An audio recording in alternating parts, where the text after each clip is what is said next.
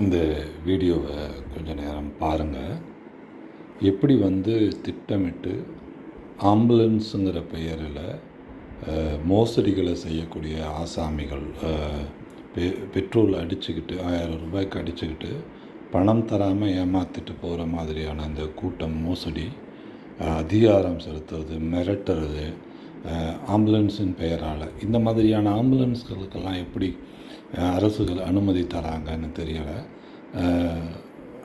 ஆம்புலன்ஸுக்கு என்று ஒரு மரியாதை இருக்குது. அதை எவ்வளோ கேவலப்படுத்துகிற மாதிரியான நிகழ்வை இந்த வீடியோவில் இருக்குது.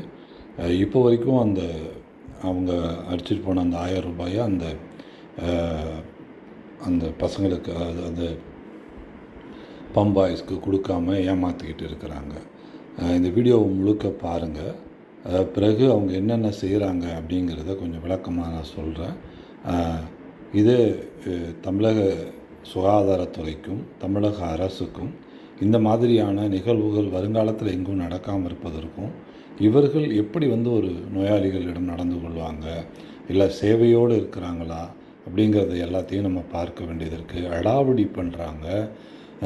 ஒரு கொடுத்த பொருளுக்கான பணத்தை கேட்குற அந்த பசங்களை மிரட்டுறாங்க. பிறகு இன்று வரை இப்போ வரைக்கும் அந்த பணத்தை அவங்க கொடுக்கல.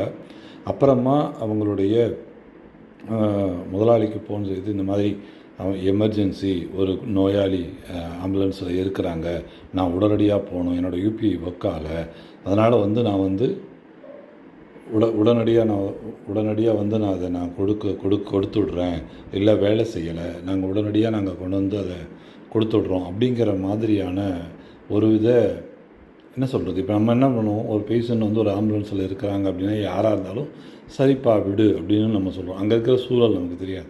ஆனால் அதுக்கு முன்னால் அந்த ஆம்புலன்ஸை சேர்ந்த அந்த நபர் அந்த ஊழியர்களை மிரட்டி இருக்கிறான்.